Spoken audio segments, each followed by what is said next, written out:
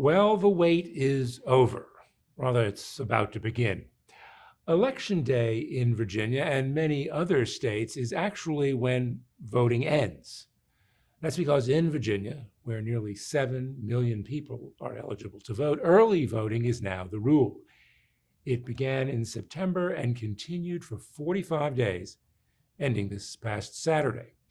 That Virginians can vote early is a marked change from the way things used to be. Early voting, on the scale we see it now, was unheard of until 2020 when the coronavirus hit. Democrats had complete control of state government back then, that they went with 45 days of early voting in person and by mail. It didn't go over well with Republicans. In 2020, when Republicans won the governorship and took back the House of Delegates, they tried and failed to prune early voting to about 2 weeks. Now, Republicans like the idea, kinda, sorta. Governor Glenn Youngkin has promoted early voting. He voted early himself this year and posted a video on social media urging Virginians, read Republicans with Trumpy suspicions about it, to do the same. And apparently, more Republicans are listening and voting early. At least that's according to VPAP, the political data website. Still, overall early voting in Virginia is down more than 20% from 2020. As of Saturday, 2.3 million early votes had been cast. It was 2.8 million 4 years ago. That decline may mean that more Democrats who've always been big on early voting will, post-COVID-19, be casting ballots the old-fashioned way, in person on Election Day. But that practice, and not that long ago, wasn't available to many Virginians. Indeed, in Virginia and many states with histories of racial discrimination, if you could vote, you essentially were a member of a club. As Jim Crow laws became the rule in the late 1800s, conservative Democrats moved to strip Black Virginians of the vote they'd won with the end of slavery and the enactment of federal constitutional amendments to provide the same protections and privileges as whites.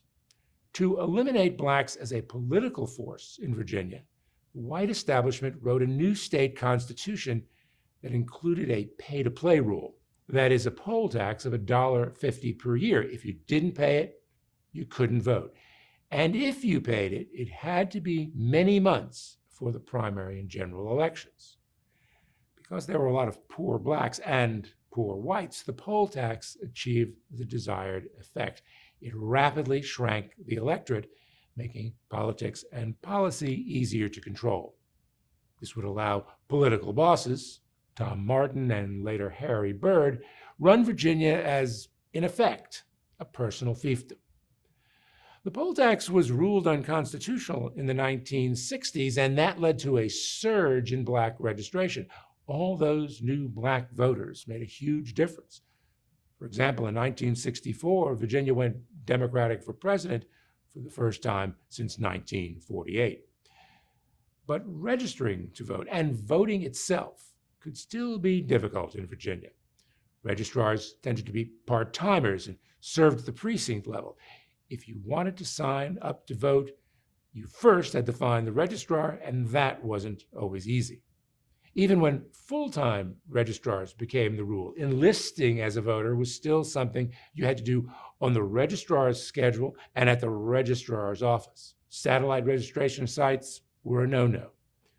The big breakthrough and the big increase in registration came in the 1990s with the National Motor Voter Law, which was opposed by the Republican governor at the time, George Allen. The law required handing voter registration forms to anyone applying for a driver's license. But who knew then that 3 decades later, another Republican governor, that would be Glenn Youngkin, would, under a law signed by a Democrat, use those motor voter records to purge supposed non-citizens from the voter rolls. Youngkin was sued by the Biden Justice Department, which claimed the purge was a violation of federal law because it took place 90 days before an election. But Youngkin's move was affirmed by the U.S. Supreme Court, a U.S. Supreme Court that has 3 Trump appointees. Youngkin doesn't want to talk much about the citizens who were incorrectly struck from the rolls because of paperwork and bureaucratic errors. He says they can still vote on Election Day because they can even register that day. That's another feature of the updated registration laws pushed by Democrats. But the Youngkin purge has nothing to do with making voting easier. It has entirely to do with making Youngkin more appealing to the Trump base that believes the voting process can be corrupted by Democrats. The governor's presumably hoping they'll remember that, and him, in 2028, when Youngkin could do, flat out, what he's been doing since he was elected governor 3 years ago, running for president. For the Richmond Times-Dispatch, this is Jeff Shapiro.